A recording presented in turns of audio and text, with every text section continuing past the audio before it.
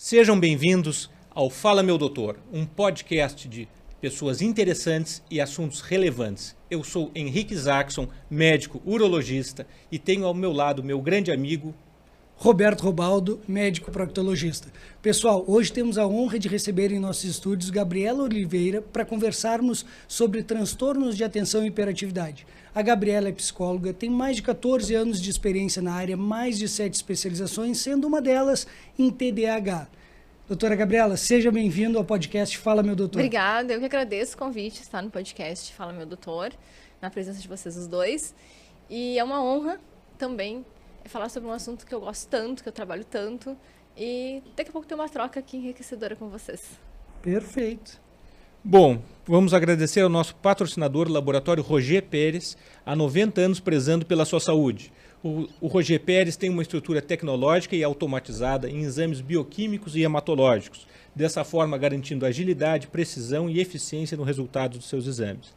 Ele fica localizado ali na rua 15 de novembro, número 451, esquina com a rua Dom Pedro II. Telefone 3225-4488. Além do Laboratório Roger Pérez, também temos um novo e grande patrocinador, que é a Marco Investimentos, especialista em credibilidade e confiança. A Marco é o maior escritório de investimentos do interior do Brasil. Em parceria com a XP, eles desenvolveram uma assessoria muito especial, uma assessoria que é chamada do modelo Marco de atendimento, onde coloca o cliente em primeiro lugar e elimina qualquer conflito de interesses. Para maiores informações, passem ali na Avenida Dom Joaquim, no escritório da Marco, Dom Joaquim, número 1515, ou acesse marcoinvestimentos.com.br. Muito bem, Gabriela. Vamos ao que interessa. Nos explique o que é TDAH. Bom, TDAH é um transtorno neurobiológico e ele tem um conjunto de sintomas, que aí entram a desatenção, hiperatividade e impulsividade. Na verdade, desatenção e ou hiperatividade e impulsividade. Hoje em dia, vários estudos sobre, porém, os sintomas mais comuns, eles estão no DSM-5, e o diagnóstico ele pode ser feito da seguinte forma: a pessoa pode ter o predominante desatento, ou predominante impulsivo, hiperativo, ou até mesmo combinado, que aí são, esses três juntos. Que interessante. Como é que funcionam esses tipos de comportamentos? Geralmente, uma pessoa desatenta é aquela pessoa que tem esquecimentos, que não consegue estudar porque não consegue focar em nada, porque ela se distrai, que daqui a pouco termina divagando em alguns momentos, porque não estava atenta, então alguém faz alguma pergunta, a pessoa já não escutou, já não entendeu, responde uma outra coisa. Até mesmo o celular, é muito comum que ela olhe, leia a mensagem errado, porque ela simplesmente se distraiu e não concluiu, não leu direito, então já responda de uma outra forma. São vários sintomas de desatenção que pode acontecer, como também não pagar contas na vida adulta, é muito comum. Bom, esqueci compromissos, como já mencionei para vocês, que também acontece bastante. Gabriela, hoje em dia nós somos hiperestimulados por diversas mídias, acredito que vamos abordar nisso, mas tem uma linha tênue entre esse hiperestímulo, desatenção, preocupações e realmente um transtorno. Como é que a gente pode identificar isso no dia a dia entre pessoas da família ou até em nós mesmos? Sim, na verdade eu estava falando assim do desatento, ainda tem o hiperativo e o impulsivo, que aí são outros sintomas. Mas pensando no desatento, para fazer essa diferenciação, primeiro que tem que persistir por mais de 6 meses. Então não é um simples fato que a pessoa está esquecida no último mês. No último mês, daqui a pouco pode ser uma ansiedade, pode ser alguma dificuldade que ela está passando, e aí ela está realmente mais desatenta. Não necessariamente seria um transtorno. Então, por exemplo, a pessoa começou a queimar comida, mas isso não acontecia antes, a pessoa começou a esquecer o compromisso, de repente pode estar sobrecarregada de trabalho, pode daqui a pouco estar com alguma preocupação, então ela não está bem focada na tarefa. E uma pessoa já com TDAH, que até de repente predomina o desatento, não, isso já acompanha ao longo da vida, até mesmo na infância. E esse diagnóstico que vocês fazem, ele é um diagnóstico somente na entrevista clínica ou tem um teste padronizado para o diagnóstico do TDAH? Assim, tem vários, a gente diz que são escalas, são várias escalas, que é parecido com testes, aonde a pessoa vai fazer, depois vai se juntar os resultados, e então vai ser fornecido um laudo dizendo exatamente todos os sintomas. Eu não faço, então eu não consigo dizer exatamente como funciona e até mesmo as escalas usadas, porque eu só aplico uma escala no paciente, assim, quando eu tenho certeza que o paciente tem, quer dizer, quase certeza, né? Porque certeza a gente nunca tem quando não tem esse diagnóstico mais completo. Eu, por exemplo, não gosto de fazer diagnósticos. Eu gosto de encaminhar para uma neuropsicóloga, que aí, então, ela me traz esses vários dados, essas várias informações, e fazem eu juntar com o meu olhar clínico e pensar, não, realmente o paciente tem ou realmente não tem. Por quê? Porque tem uma chuva de pessoas que muitas vezes têm TDAH e outras não têm, mas elas gostariam de ter. Por quê? Porque é estranho, né, comentar isso, mas talvez vocês estão vendo, né? Tem a função, primeiro, da medicação, que para leigos e para quem não entende direito, diz que a pessoa toma e tem um super rendimento e tal. Então, muitas pessoas querem tomar medicação, que estimulantes, né, como, por exemplo, Ritalina, para ter um desempenho maior. Então, pode sim que venham até o consultório com esse intuito de ter o diagnóstico, torcendo que tenha o diagnóstico. E também está acontecendo, que também é bem comum a gente ver, por exemplo, muitos Instagrams que colocam memes, colocam coisas sobre TDAH. Só que, na verdade, outras pessoas que não entendem tanto como funciona o diagnóstico podem se identificar com aquilo.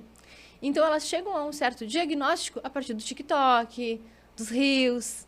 E aí chegam no psicólogo, olha, eu tenho, porque eu vi os vídeos e tal. Algumas pessoas, sim, se identificaram, de fato, a gente faz uma investigação, envio, né, encaminha a pessoa para a avaliação neuropsicológica e a gente chega à conclusão que ela tem. E outras não. Outras interpretaram mal, outras possuem outros problemas. Então, pode ser que aconteça dessas pessoas terem o interesse de tomar uma medicação que tem aí o estigma de... Então, a presença desse assunto nas mídias pode influenciar as pessoas até ter um comportamento assim.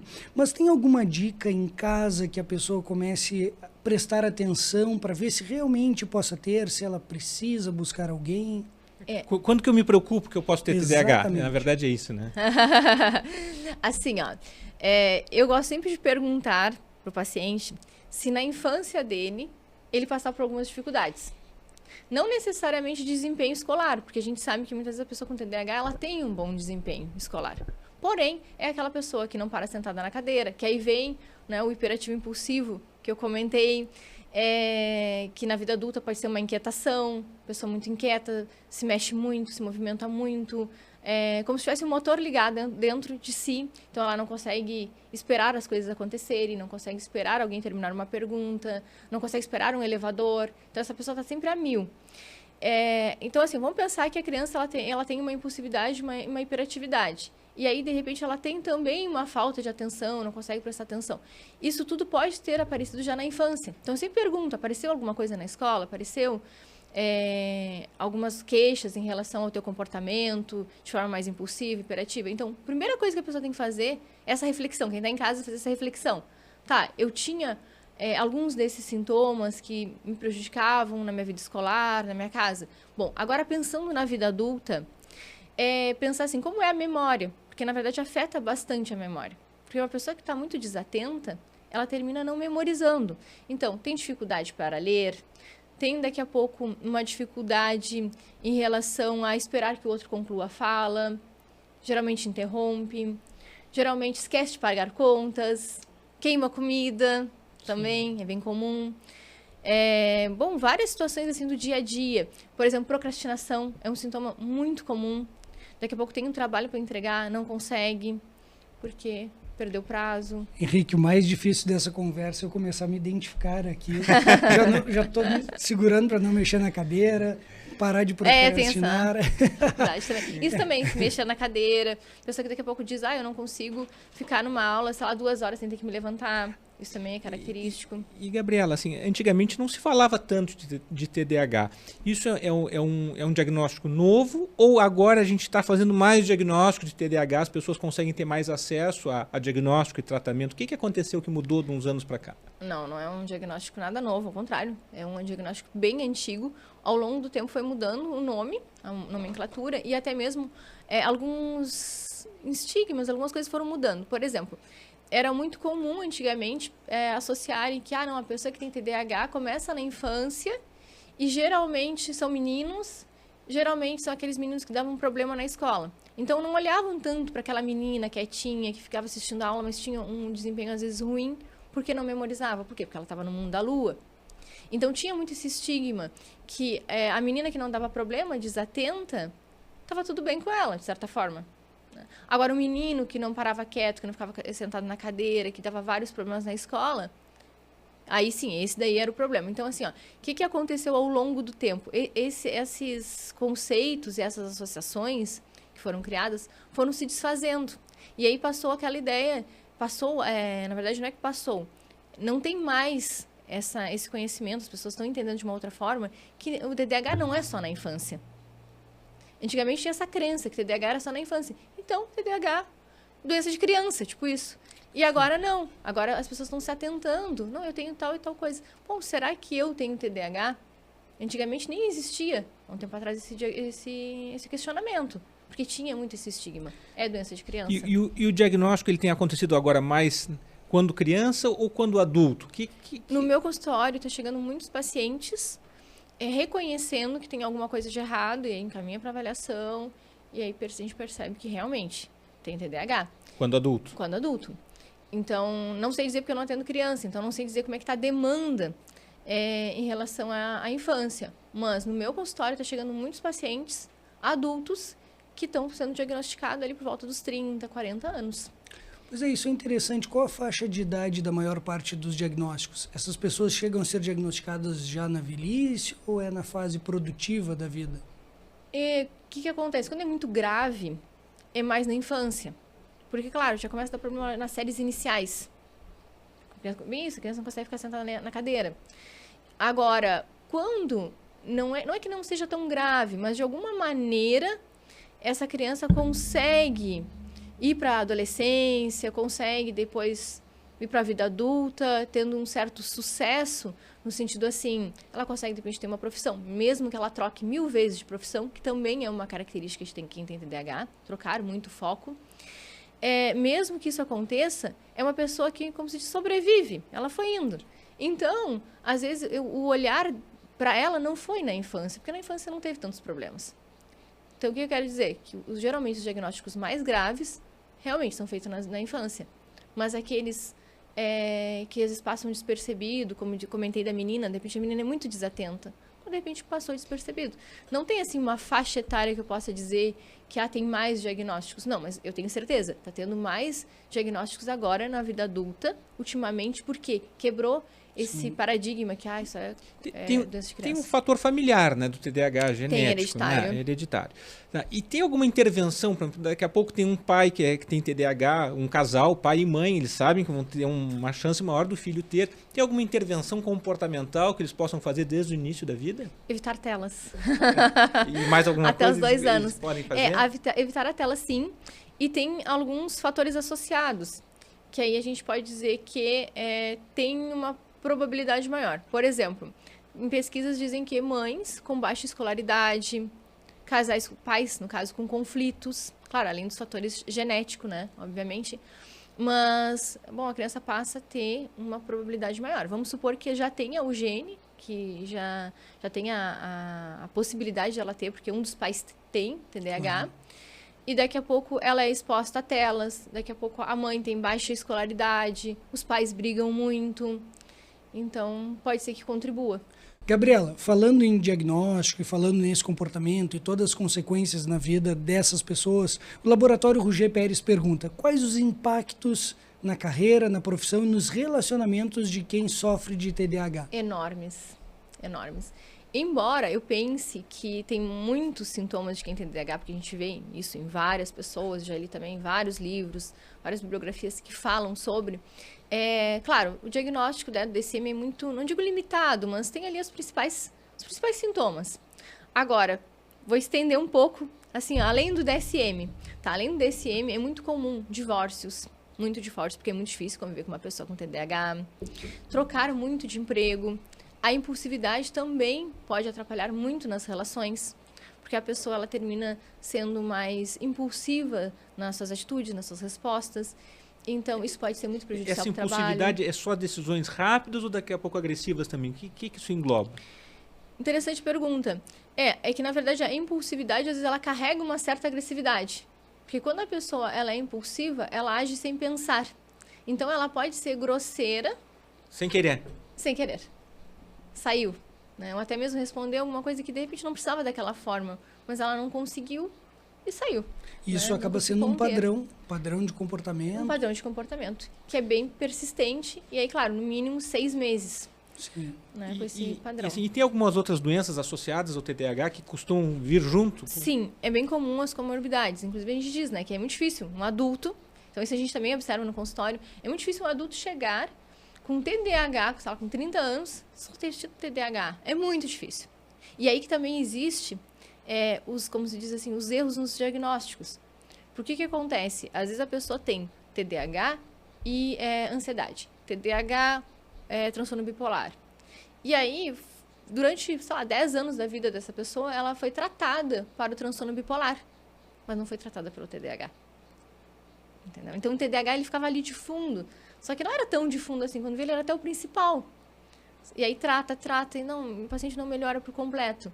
Então, assim, tem as comorbidades, que aí são várias. Pode ser depressão, ansiedade, transtorno bipolar também, uso de drogas, também bastante dependência, bastante A impulsividade comum. acaba fazendo escolhas ruins, às vezes? Escolhas ruins. Mas também, geralmente, quem tem TDAH tem essa questão da impulsividade, então daqui a pouco termina bebendo demais, enfim, exagerando em algumas coisas, mas também busca muito novidades, estímulos novos. E aí, onde entra o perigo da pessoa ir para vícios. Porque ela, daqui a pouco, começa a ver, tá tudo entediante, a vida tá sem graça. Porque é uma pessoa muito... geralmente são pessoas mais insatisfeitas, porque elas precisam sempre de algo novo, de estímulos novos. E aí pode correr o risco dela buscar drogas, álcool. E uma coisa muito curiosa é que, além da pessoa aceitar o diagnóstico, muitas vezes é difícil que a família aceite. Porque existe um estigma com esses comportamentos e, às vezes, a família prefere taxar, não, fulaninho é assim mesmo, ele é estourado. E justifica, né? Exatamente. Como é o convencimento, além da própria pessoa que precisa do tratamento, como convencer a família e quem está nos assistindo identificou alguém assim no seu convívio, quem esse pessoal deve procurar? Bom, tanto para tratar um TDAH, né, quanto outras situações, é importante o psicólogo e o psiquiatra fazer essa busca, né? O neurologista também consegue fazer o diagnóstico de TDAH, mas pensando nos familiares que ficam frustrados, ficam angustiados e até mesmo, de repente, começam a perceber que tem algo de errado com a pessoa e não sabem o que fazer, é interessante procurar um psicólogo mesmo, para conversar, e compartilhar a angústia, dizer o que está acontecendo e pensar no manejo. Porque é bem isso, né? Às vezes a pessoa, ela não aceita. Ela diz, não, mas sempre fui assim, é que eu sou desse jeito, e justifica. E aí já justifica até mesmo dizendo, mas meu pai era assim, minha mãe era assim. Que aí, claro, se tem fatores genéticos no TDAH, é possível também... Vai encontrar familiares com problema. Vai encontrar familiares. Mas aí é mais fácil justificar como parentesco. Então, uma pessoa que de repente está de fora, que aquela outra não está entendendo o que está acontecendo com ela e está achando que é algo normal, indo para a terapia, também vai ajudar esse familiar. Porque daqui a pouco vai fazer uma conscientização e de repente consegue levar para um tratamento. E existe o medo das pessoas perderem a sua personalidade? Porque muitas vezes construíram uma vida inteira assim. Como funciona essa parte? Existe. Inclusive, essa semana passada, eu atendi um paciente que ele me dizia, parei de tomar as medicações. Eu, como assim? Não, parei tudo. Porque é como se eu estivesse vendo a vida com plástico. E sim, não é que a vida fique com plástico. Exatamente. Né? Como a pessoa chega a ser até contraditório, porque ao mesmo tempo que a pessoa sabe que tem comportamentos impulsivos, intensos, que vão acarretar em problemas, inclusive nos relacionamentos, é também uma pessoa que pensa que não está sentindo as coisas como sentia antes, que está diferente. Então, ela sente saudades de quem ela era, ao mesmo tempo ela não quer aqueles prejuízos. Sim. Então, às vezes, fica esse dilema. E, Gabriela, assim, dos tratamentos psicológicos que existem, né? Terapia comportamental, psicoterapia, o que é o mais indicado para o TDAH? E se é um tratamento curto ou é um tratamento para a vida toda? São as perguntas que eu tenho para ti. Bom, primeiro, o tratamento mais indicado é terapia cognitivo-comportamental. Porque, então, o paciente ele vai ter conhecimento dos sintomas dele, como que ele funciona. Porque é até estranho, assim, pensar, mas por mais que eles tenham um mesmo diagnóstico, e parece que tudo aparece, como se diz, ainda mais quando é grave, parece que tudo aparece parecido em todo mundo, as estratégias não são. Por exemplo, o que funciona para mim, de repente não vai servir de repente para vocês. Claro. Então tem que adaptar. E o que se faz na psicoterapia? Na psicoterapia o paciente entende os sintomas dele e todo o funcionamento de uma vida inteira e até mesmo o que está acontecendo agora.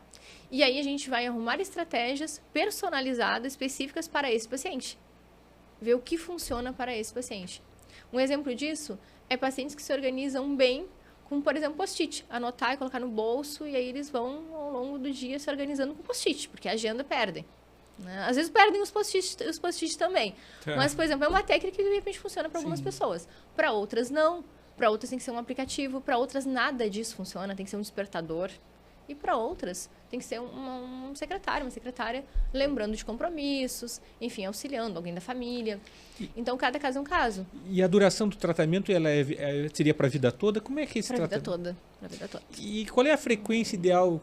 Depende de caso a caso? Ou qual é a frequência mais comum? Uma vez por semana, mais comum. Mas depende de cada caso. Por exemplo, um paciente que ele está tendo muito prejuízo, que ele não está conseguindo se organizar, que surgiu alguma coisa na vida dele mais impactante, talvez seja necessário 2 vezes por semana.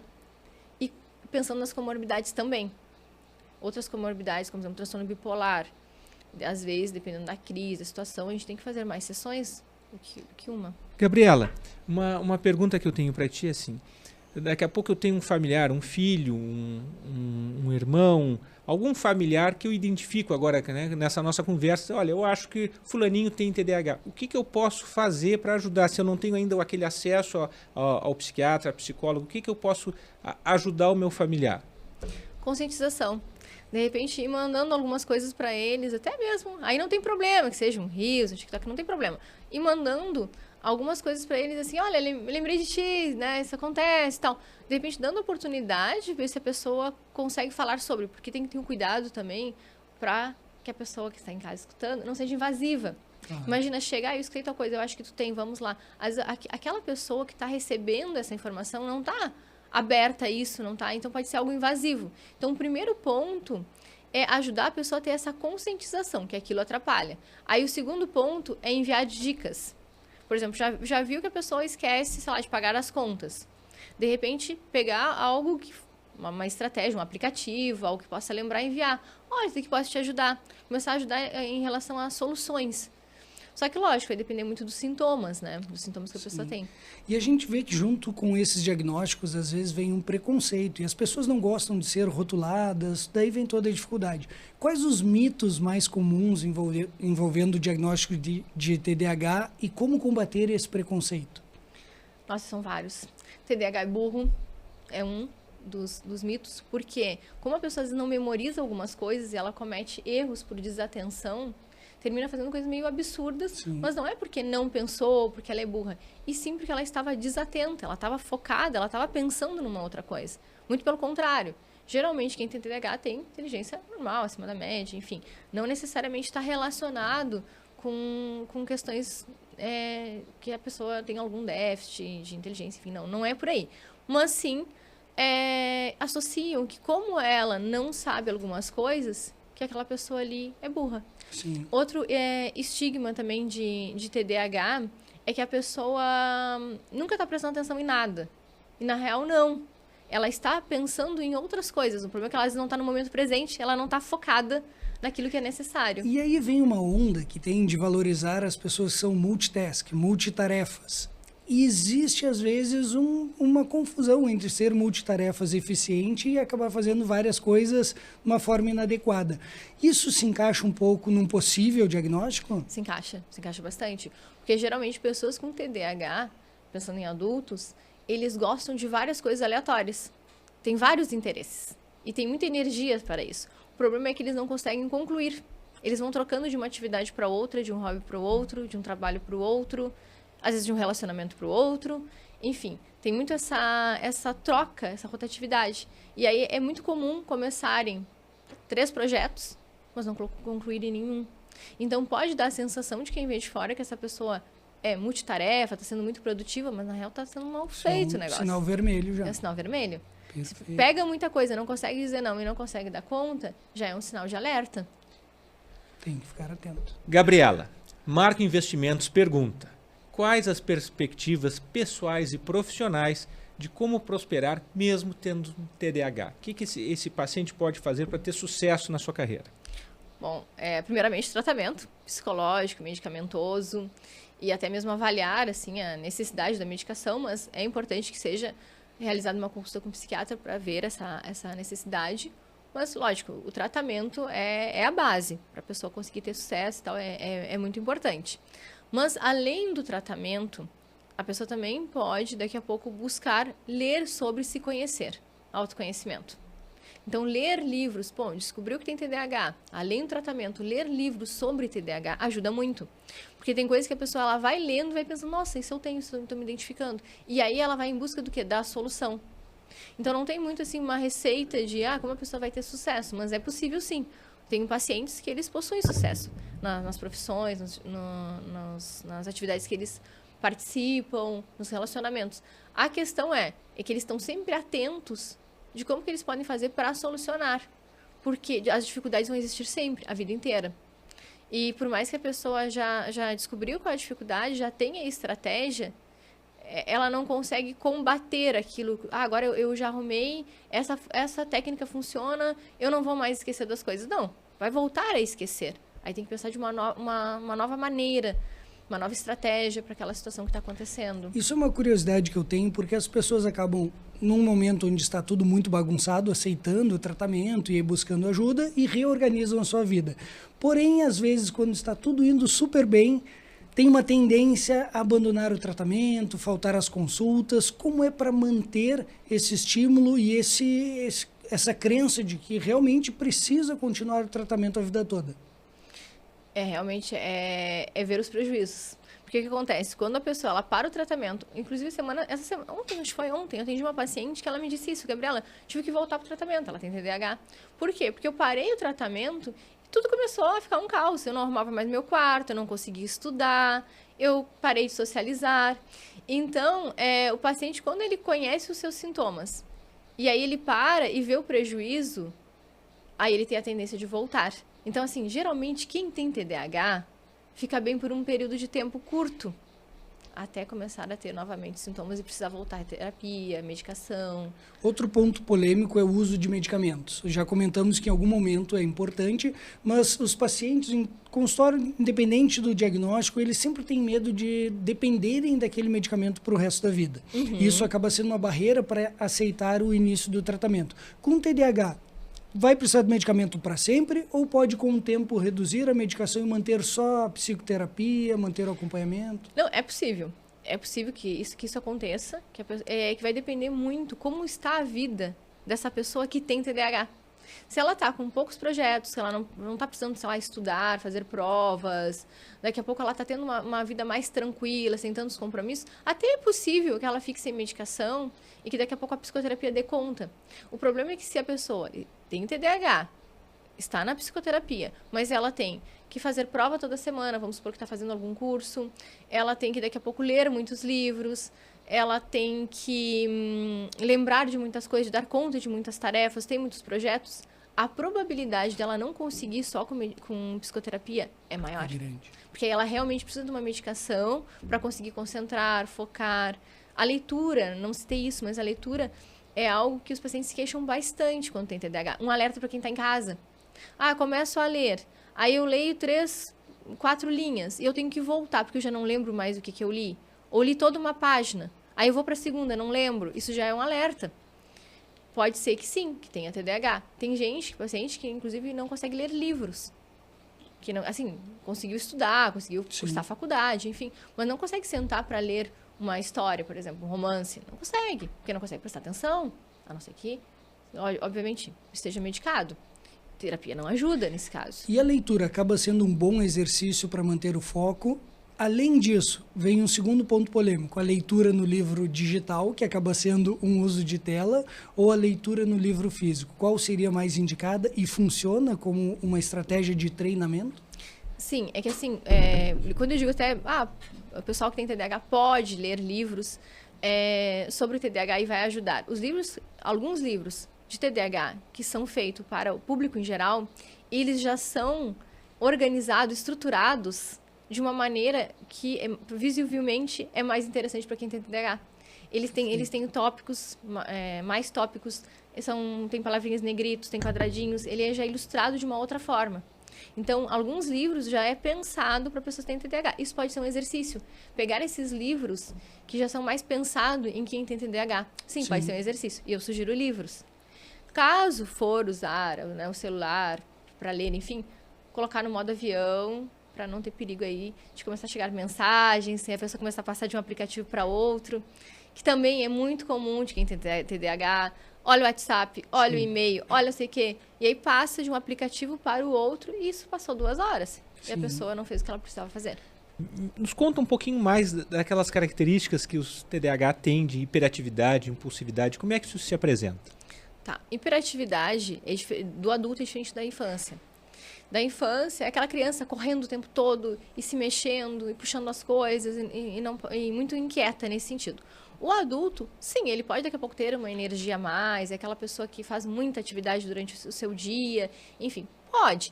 Mas também tem aquela característica da inquietação interna. A pessoa está com a mente ali a 1000 e ela está ali balançando o pé, balançando a perna, e ela vai fazer, por exemplo, uma faxina na casa, vai arrumar a casa, e ela começa a organizar uma coisa, daqui a pouco ela já vai para outra, e porque ela fica muito inquieta, não consegue fazer nada, quer fazer tudo, não faz nada.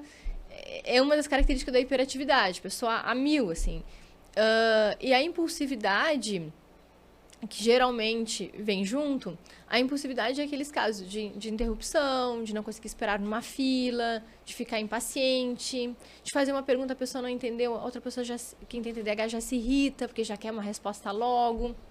Um exemplo muito comum, a gente faz uma pergunta para quem tem TDAH, e aí a pessoa vai e responde e tal, e ela te dá uma enorme explicação daquilo. Por quê? Porque ela está empolgada com aquilo. Agora, a pessoa que tem TDAH faz uma pergunta para quem não tem TDAH, a tendência é, tá, vai, responde logo. Tipo assim, chega rápido onde tu quer chegar, tá, pula essa parte, conta.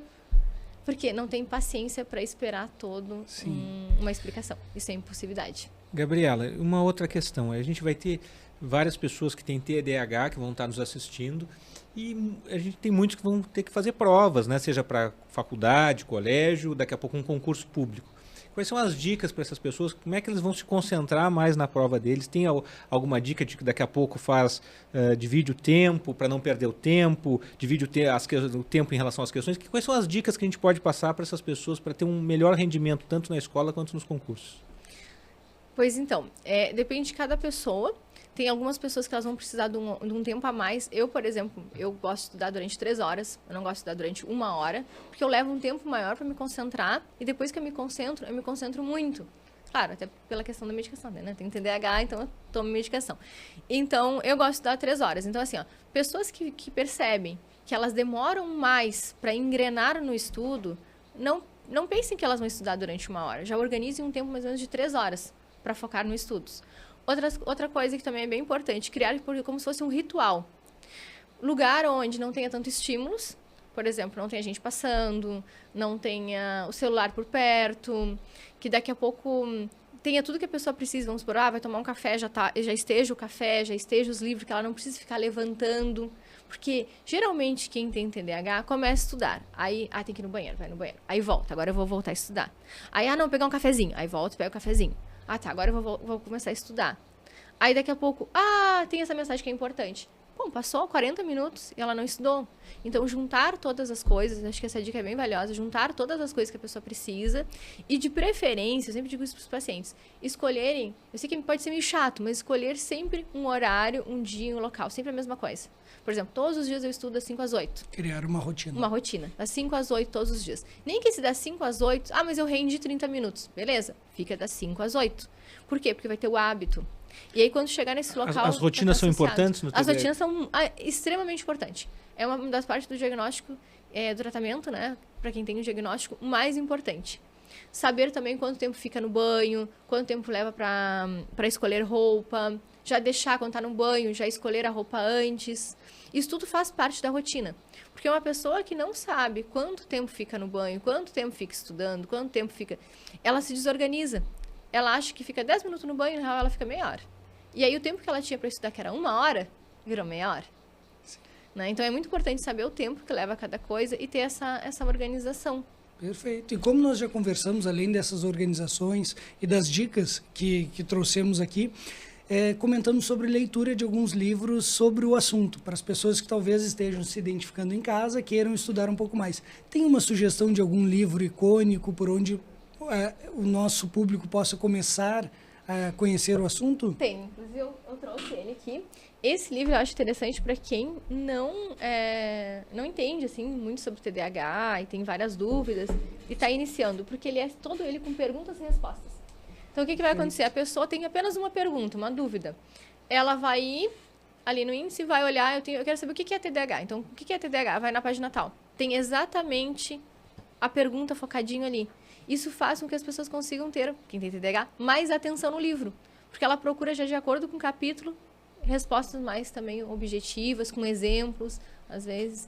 Eu acho um livro Vendo o livro aqui, ele já é realmente... É como se fosse um manualzinho. Parece um manual. Doutora Gabriela, vou pegar emprestado. Claro. Vai ficar comigo e depois eu lhe devolvo. Claro. Pessoal, No Mundo da Lua, do autor Paulo Matos. Espero que goste. 100 perguntas e respostas para quem tem TDAH. Henrique, alguma dúvida mais? Muito bem, a gente gostaria muito de agradecer a tua presença, né? Foi importantíssima a tua vinda aqui. Hoje o TDAH é um assunto que desperta muita dúvida e tem muitas pessoas com TDAH aí nos assistindo. Como esses pacientes podem te encontrar? Por favor, passa teu telefone do consultório, tuas mídias sociais e muito obrigado pela tua presença. Muito obrigada também pelo convite. Bom, meu nome no Instagram é Gabriela Oliveira PP. O meu telefone do consultório é 53999-717787. Vocês podem estar mandando mensagem pelo direct ou daqui a pouco estar me chamando também no WhatsApp. Bom, e quero passar uma mensagem para os pacientes com TDAH ou aquelas pessoas que estão se descobrindo que existe possibilidade de melhora, que existe esperança, muitos recursos aí, tanto em relação ao tratamento quanto em relação às medicações. Cada vez surge mais medicações e mais estratégias para que o paciente com TDAH tenha sucesso. Isso é possível. Chegam muitas pessoas apavoradas no consultório, mas ficam bem, cada um no seu tempo, mas ficam bem. Então, que tenham esperança, que procurem ajuda, que tenham como ter uma qualidade de vida melhor. Gabriela, muito obrigado por todos os esclarecimentos. É um assunto que eu tenho certeza que vai fazer muito sucesso. As pessoas têm muita curiosidade e renderia muitas horas de conversa. Mas por hoje nós vamos ficar por aqui. A Gabriela já colocou as mídias à disposição. Mandem mensagem para ela, mandem mensagem para a gente também. Vocês nos encontram em todos os canais: TikTok, Instagram, Facebook, Twitter, o atual X, antigo Twitter. Já respondendo a tua pergunta, promover saúde. Então, é um prazer estar aqui conversando com a galera da saúde para cada vez mais difundir, divulgar o que é o CrossFit, qual a proposta do CrossFit e até talvez quebrar alguns mitos que a galera acredita sobre o CrossFit, receios, medos. Então, legal. Bacana voltar. O CrossFit, por definição, é treinamento funcional constantemente variado de alta intensidade. Então, essas 6 palavrinhas definem o CrossFit, mas quando a gente fala só elas, fica difícil da gente ter um entendimento melhor do que é. Então, treinamento funcional, vamos começar por aí, é basicamente movimentos que a gente usa o nosso próprio corpo ou pesos aleatórios, mas que a gente faça movimentos mais parecidos com o nosso dia a dia ou que tenham alguma reprodução para o nosso dia a dia. Diferente de fazer movimentos isolados, como na musculação convencional, como isolar um músculo do bíceps, do tríceps e por aí vai. No treinamento funcional, a gente procura fazer movimentos mais parecidos com o dia a dia, como agachar, enfim, saltar, correr, pular, enfim, fazer movimentos mais parecidos com o nosso dia a dia. Constantemente variados, porque uma boa programação de CrossFit consiste em uma variação absurda de diferentes variáveis, por mais que possa parecer redundante de ser variação de diferentes variáveis, mas essa é realmente a melhor definição que a gente pode fazer. Então, um treino de CrossFit ele pode durar 5 minutos, ele pode durar 7 minutos, ele pode durar 20 minutos, ele pode ser intenso, ele pode ser moderado ou ele pode ser leve, ele pode trabalhar com movimentos de peso ou só com peso corporal ou com movimentos ginásticos, ele pode fazer diferentes combinações entre elas e por aí vai. Essas são algumas das tantas variáveis que tem o CrossFit, por isso que ele é variado. A gente não segue sempre a mesma rotina de treino. E por fim, é um treinamento que é feito de alta intensidade. E essas últimas 2 palavrinhas são, na verdade, o que mais assusta algumas pessoas e muitas vezes até afasta algumas pessoas da modalidade, porque elas pensam que tu já vai chegar no CrossFit no primeiro dia treinando em alta intensidade.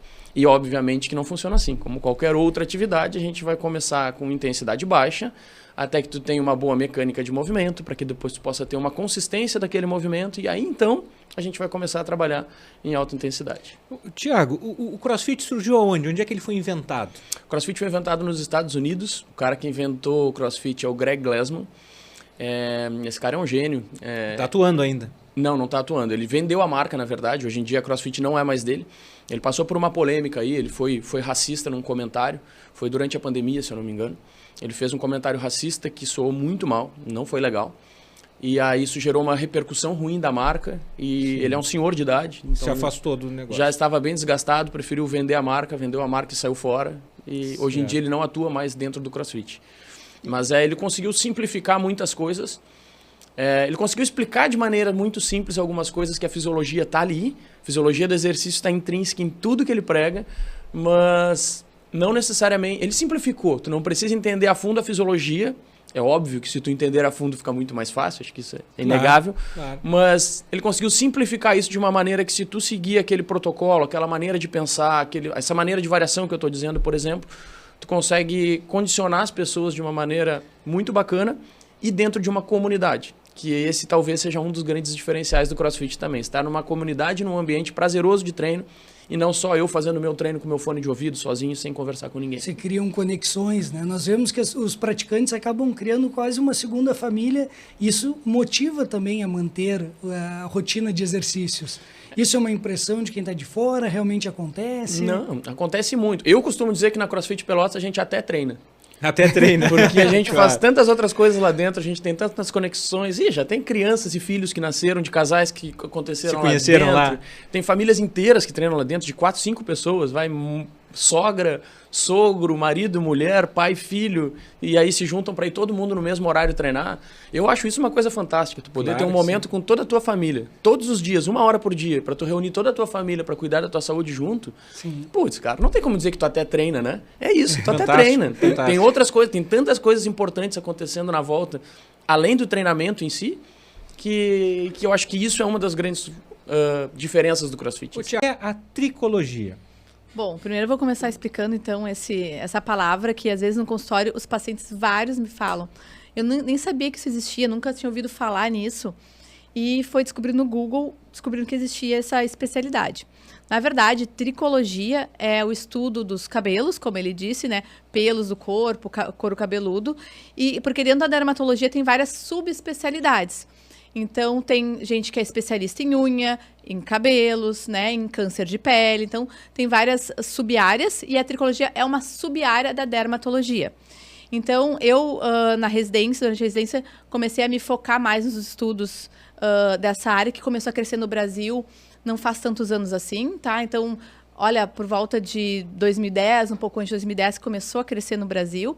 E para fazer formação não existia no Brasil nenhum lugar que se fazia.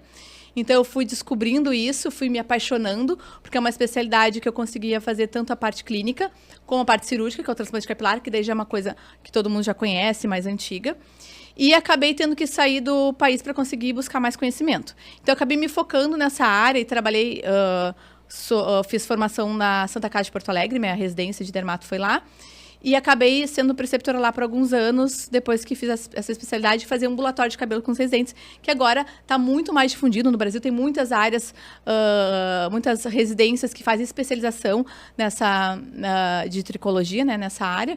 Então, isso foi crescendo muito e os estudos foram crescendo muito. Muita ciência envolvida.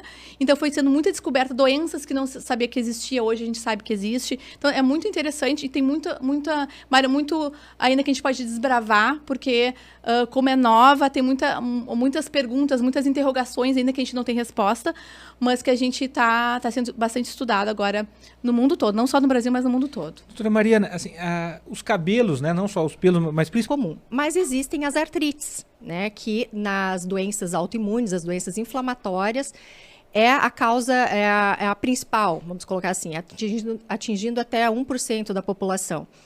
Nas artrites, principalmente a artrite reumatoide, alguns casos de artrite psoriásica, né, que cursam com esse acometimento das mãos. Mas a gente pode ver isso também no lúpus e em outras doenças mais raras. E a artrite reumatoide, além de acometer as mãos, que outras apresentações ela tem, que outros acometimentos ela tem? Bom, a artrite reumatoide é uma doença sistêmica. O que significa isso? É uma doença que ela tem potencial para trazer várias complicações, né? O ponto principal da doença é o acometimento articular. Então, normalmente, ela começa com esses sintomas, né? O paciente começa a sentir dor, principalmente nas mãos e nos pés. Ela gosta muito de articulações pequenas, mas ela também pode pegar articulações grandes, como joelhos, cotovelos, ombros, tornozelos. Né? O paciente ele sente um desconforto, principalmente ao acordar pela manhã. Esse desconforto ele pode ir evoluindo para dor, para dificuldade de se movimentar. Isso, inclusive, é um critério diagnóstico que nós denominamos como rigidez matinal. Essa rigidez ela pode estar presente em outros casos, como, por exemplo, na artrose. O grande diferencial dessa rigidez entre artrose e artrite é o tempo de duração. O paciente... O quadro mais comum realmente é a artrose. Então, a pessoa acorda de manhã e sente aquela dificuldade de movimentar a articulação. Porém, ela dá os 2, 3, 4 passinhos e já começa a melhorar e já se sente melhor. Na artrite, isso pode levar até uma manhã inteira, né? Então, a gente começa a valorizar 20, 30 minutos, mas pode ser uma duração de toda a manhã, muita dificuldade para se movimentar. E o histórico de tempo desses sintomas? São coisas que começam e evoluem rapidamente ou leva mais tempo? Pois bem, depende muito de qual doença nós estamos falando. Por exemplo, no caso da artrite reumatoide, ela costuma ser insidiosa, ou seja, ela começa de uma forma branda e vai piorando com o passar dos dias e das semanas. Tá? Nós estamos falando de um tempo não muito longo. Até porque um dos pontos importantes na artrite reumatoide é o diagnóstico precoce. Claro. Tá? Então, nós falamos assim de uma média de tempo de queixa articular de 6 semanas. Né? Mas às vezes a gente pega paciente mais precocemente e às vezes a gente pega paciente muito tardiamente. Né? Então, a evolução do sintoma ele é bem insidioso. E quais sintomas quem está nos escutando agora já deve prestar atenção, acender uma luz vermelha para de repente procurar uma ajuda? Tá, dor articular, de um modo geral, você deve se preocupar. Tá? Se for uma dor fugaz, uma dor que dura alguns dias e desaparece, ok, né? É uma dor que você pode, enfim, não dá tanta importância. Mas uma dor articular persistente, acompanhado principalmente de outros sintomas, né? No caso das artrites, acompanhado de edema, né? Que é o inchaço, da vermelhidão, do calor local, né? Que o paciente às vezes fala, né? Da febre em cima da articulação. Isso chama atenção para um quadro inflamatório, então para uma doença mais no grupo das autoimunes, né? Então, é um paciente que deve procurar atendimento médico. Mas, na dúvida, você tem uma dor articular persistente, procura nem que seja o seu clínico de confiança para fazer uma primeira abordagem e, num segundo momento, ir até o reumatologista. Agora, se a queixa já é mais importante e associado a esses pontos aí de inflamação, de edema, de vermelhidão, já procura direto um reumatologista. Ainda mais quem tem histórico familiar, que é uma coisa super importante, né? Muito importante. E o diagnóstico precoce, na maioria das doenças reumáticas, nem todas as doenças reumáticas, o diagnóstico precoce, a abordagem precoce dessa doença, muda o histórico do paciente, muda o prognóstico do paciente, né? São doenças potencialmente deformantes, né? A artrite reumatoide não tratada, ela pode levar a deformidades articulares. E o pior problema é que essas sequelas articulares, essas lesões ósseas, a gente não consegue reverter. Então, você consegue reverter um quadro inflamatório, você consegue diminuir o edema, diminuir o calor, porém, uma deformidade articular, né, principalmente nas mãos, joelhos, é irreversível. Né? Então, esse quadro é um quadro, quando a gente pega esses pacientes, a gente já de cara já explica que isso é difícil de tratar. Por outro lado, quando você pega um paciente inicial, é muito gostoso, porque você consegue mudar a história daquela pessoa. Fazer a diferença. Fazer a diferença. falando da artrite reumatoide especificamente, ela é uma doença que pode também pegar desde bebês, né? E na infância ela tem o nome de artrite idiopática juvenil, e na idade adulta a gente chama de chamamos de artrite reumatoide, mas ela pode pegar qualquer faixa etária. Entretanto, ela prefere entre 30 e 50 anos. Então, é bem na época ativa da pessoa, né? No auge da vida adulta, sim, produtiva. Da vida produtiva, e tira muitas pessoas do mercado de trabalho.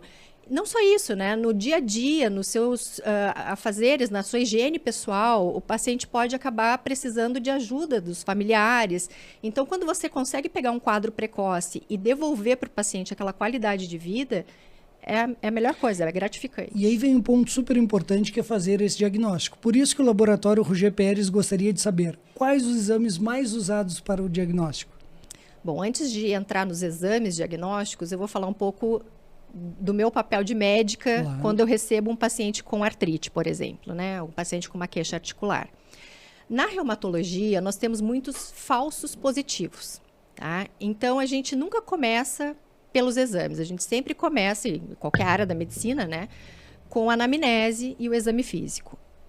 A anamnese e o exame físico é o que vai nortear a nossa solicitação de exames, né? Então, um paciente, por exemplo, com uma artrite de pequenas articulações, nós vamos pensar numa artrite reumatoide, então nós vamos direcionar os exames para uma artrite reumatoide. Já se o paciente já vem com outras queixas associadas, podemos pensar, por exemplo, num lúpus, já mudamos os exames. Mas, de um modo geral, os exames laboratoriais que mais nos ajudam são as provas inflamatórias, né, as provas de fase aguda, os autoanticorpos, né, e os exames gerais, né, o hemograma, leucograma, plaquetas, a parte renal, hepática, mas o que mais norteia o nosso tratamento são as provas inflamatórias e os autoanticorpos. E exames de imagem também são feitos? Sim, muito importantes também, né? Sempre começamos por raio-x, por radiografias, né? Por ultrassom articular. Em alguns casos, a gente lança a mão da ressonância, da tomografia, como, por exemplo, nas espondiloartrites, né? Que são doenças fazem parte do grupo das artrites, mas elas pegam também a parte axial, né? Que é a coluna vertebral. E pode pegar sacroiliacas. Então, assim, nessa parte a gente costuma utilizar mais ressonância magnética.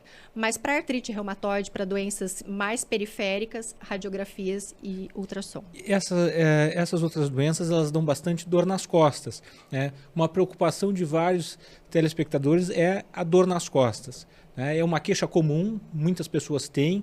E quando é que a gente deve se preocupar que essa dor lombar, que essa dor nas costas, ela é relacionada a uma doença reumática? Bom, a lombalgia, né, é uma queixa muito comum, né? Nós aqui que passamos dos 40, quase todo mundo tem uma lombalgia, né? A dor lombar, ela pode ser preocupante quando ela é persistente, né? Quando ela começa a atrapalhar a vida do paciente. E ela é mais preocupante quando ela faz parte das doenças reumatológicas, ela tem um quadro de dor inflamatória. Para nós reumatologistas, a dor é um sintoma muito importante. Então, nós sempre vamos questionar o paciente, em que momento ela acontece, qual o tempo, qual a duração, se é o movimento, se é o repouso. Então, a dor mais preocupante que está relacionada às doenças inflamatórias é uma dor que ocorre no repouso. Então, o paciente, ele costuma acordar de manhã com a dor. Inclusive, às vezes, a dor faz com que o paciente acorde na madrugada, né? É uma dor, então, que piora com o repouso. Ela melhora com o movimento, mas ela costuma ter um tempo de melhora a partir do momento que a pessoa começa a se movimentar. E esse tempo leva de 30 minutos até uma manhã toda, né? É uma rigidez matinal. Nesses casos, a gente já começa a pensar mais numa doença inflamatória. Quando a lombalgia ela é postural, ela é pela falta de atividade física, né, por, enfim, hérnia de disco, ela costuma ter a dor ali, mas conforme o paciente se movimenta, aquilo melhora. Nos casos onde há compressão de nervos, a dor é diferente, vai ter uma irradiação para membros inferiores. Então, dependendo da dor que o paciente vem no meu consultório e me relata, eu vou começar a fazer as minhas hipóteses, né? E aí o exame vai ser direcionado para aquele estilo de queixa do paciente. Viviane, e além desses sintomas articulares, lombalgia, que já comentamos, tem algum outro sintoma mais genérico que às vezes possa passar despercebido até pelo clínico geral que faz o primeiro atendimento?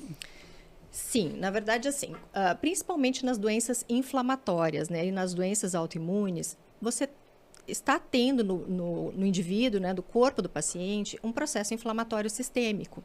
Né? Então, o teu corpo, ele está produzindo proteínas anormais, ele está tendo uma resposta inflamatória anormal. Isso vai gerar um quadro, muitas vezes, de fadiga, perda de peso, né? Às vezes, cansaço crônico, sonolência, febre, né? Então, assim, são quadros inespecíficos, mas que podem vir principalmente no início dos sintomas de um quadro reumatológico. Sim. E hoje em dia,